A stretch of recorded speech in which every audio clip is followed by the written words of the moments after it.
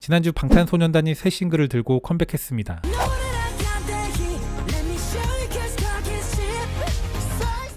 유튜브에 공개된 뮤직비디오는 공개 21시간 만에 1억 뷰라는 신기록을 세웠고 101개 국가의 아이튠즈 차트에서 1위를 차지했습니다.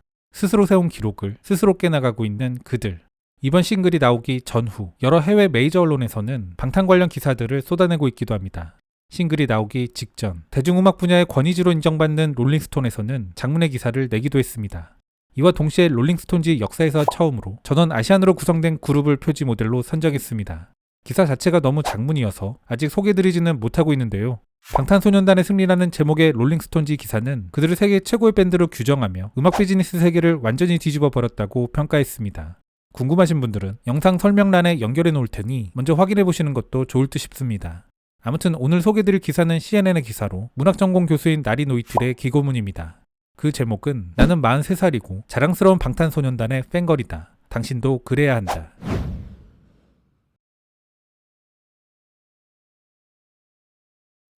목요일 밤 방탄소년단이 여름 싱글을 발매했다.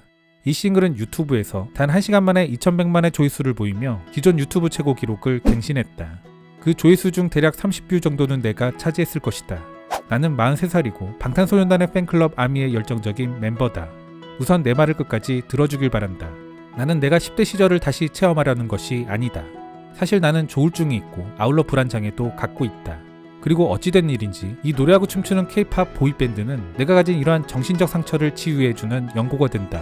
나는 팬걸이 되는 것을 부끄러워해야 할까? 또는 때때로 죄의식까지 불러오는 말초적 유희, 나는 그들을 그런 대상으로 생각해야 할까? 두 질문에 대한 답은 절대 그렇지 않다는 것이다. 지난 6개월 동안 나는 방탄소년단의 팬덤을 특별하게 만드는 이유를 알아보려고 노력해왔다. 다만 이에 대해 분명하게 정의하기는 어렵다. 이는 흡사 탈출을 꿈꾸는 이상적인 대체세계와 같다. 내가 이 팬덤에 참여하게 된 시기는 지난 가을 아시아계 미국인 문학과 영화 수업과 관련된 주제의 수업을 시작했을 때였다. 몇몇 학생들은 수업 중에 계속해서 방탄소년단에 대해 언급했다.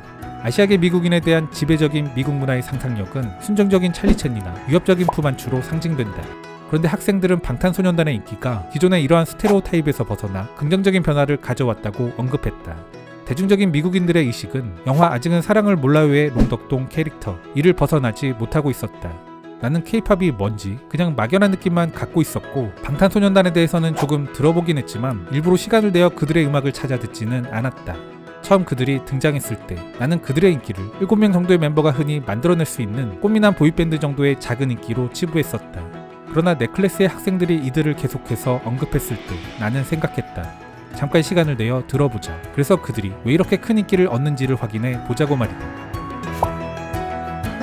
구글 검색에서 내가 가장 먼저 찾은 것은 다이너마이트라는 히트작이다. 이를 클릭하자 파스텔 톤의 옷을 입은 6명의 소년이 화면에 나타났다. 그리고 그들이 떠나자 다시 한 소년이 나타나 검지손가락을 내 심장을 향해 부드럽게 쏘았다. 808 리듬의 박수는 노래 전체에 걸쳐 일정하게 깔렸다. 110bpm의 템포로 노래 전체를 지배하는 미끄러지는 듯한 펑키한 기타음. 그 속에서 나는 무의식적으로 춤을 추는 자신을 발견했다. 뮤직비디오의 마무리쯤 불꽃놀이의 무지개가 하늘로 쏘아졌다. 이 아이들은 순수한 기쁨이었다. 나는 미소를 짓고 있었고 더 큰 호기심이 생겼다. 이런 경험은 기이하게 느껴지기까지 했다.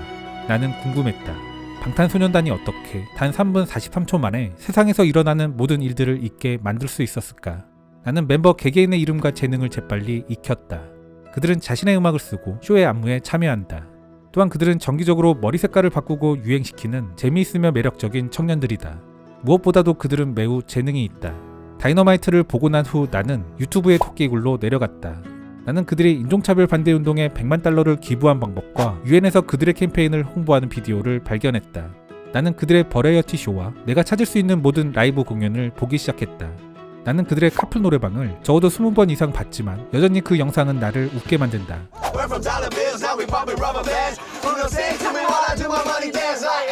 그리고 나는 소셜미디어에서 사람들과 친구가 되었다. 함께 대학원에 다녔던 한 여성 그룹은 나를 방탄소년단의 소셜 모임에 포함시켜줬다. 우리는 매일 비디오와 사진을 서로 주고받는다. 수업 시간에 내가 방탄소년단을 얼마나 좋아하는지 말해주면 이제 학생들은 그룹의 사진과 플레이리스트를 보내준다. 거의 하룻밤 사이에 방탄소년단은 내 일상생활에 완전히 정착해버려 나의 일부가 되었다. 기분이 상할 때면 나는 그들을 보고 그 즉시 내 기분을 바꾼다. 거짓말이 아니라 나는 부엌에서 춤을 추고 그들의 동작을 흉내내려고 노력한다. 이는 내가 13살 때나 했던 행동들이다. 전염병 기간 내내 방탄소년단은 더욱 넓게 퍼져나갔다. 애틀란틱의 레니카 크루즈는 그들의 성공 연대기가 단순한 쇼맨십이 아니라는 점을 짚었다. 그녀는 또한 그들의 인기 요인은 소셜미디어를 통해 팬들과 친밀한 관계를 형성한 것에서도 찾았다. 그들은 마치 당신을 위해 가까운 곳에 실제한다는 느낌을 주는 컨텐츠들을 지속적으로 만들어낸다. 많은 사람들이 과거의 나처럼 그들의 인기를 애써 무시하거나 그것이 아니더라도 음악이 영어가 아니라는 이유 등으로 무시한다. 방탄소년단은 인종차별을 당했다. 최근에 독일의 한 라디오 진행자는 방탄소년단이 콜드플레이의 픽슈를 커버한 것에 대해 신성모독이라며 비난했다. 이는 아시아계 미국인에 대한 증오 범죄가 증가한 근본적 원인인 아시안에 대한 외국인 혐오적 태도를 드러낸 하나의 사례다. 방탄소년단이 직면한 이러한 발언이나 사례들은 서구가 지배하는 음악산업에 대한 사람들의 식민주의적 태도를 나타낸다. 그런데 아마도 배드버니와 방탄소년단이 음악 차트를 주도하는 지금의 세상에서는 변화하고 있을지도 모르겠다.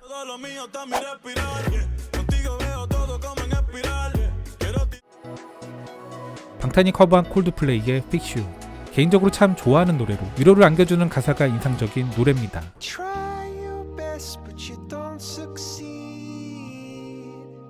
이에 대해 독일의 한 라디오 진행자가 불쾌감을 드러내며 다음과 같은 말을 했습니다. 나는 무신론자지만 이건 신성모독. 작은 오줌 싸개들이 콜드플레이의 픽슈를 열창한다는 사실이 역설적이다. 이로 인해 BTS는 북한에서 20년간 휴가를 보내게 될 것. 제기랄 코로나, BTS에 대한 백신도 나오기에. 커버가 마음에 들지 않았다면 어떤 부분에서 부족하다던가를 구체적으로 이야기하는 게 방송 진행자의 당연한 태도일 텐데 이건 그냥 비난. 음악을 받아들이는 것은 주관적 영역이지만 개인적으로 픽슈가 인생곡인 저는 아주 훌륭한 커버로 느껴졌었습니다.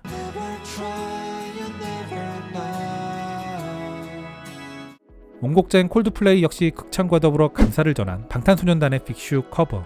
그 라디오 진행자의 마음에는 왜 우리의 명곡을 너희 아시안 따위가 불러서 모독하느냐 뭐 이런 게 있던 건 아닐까.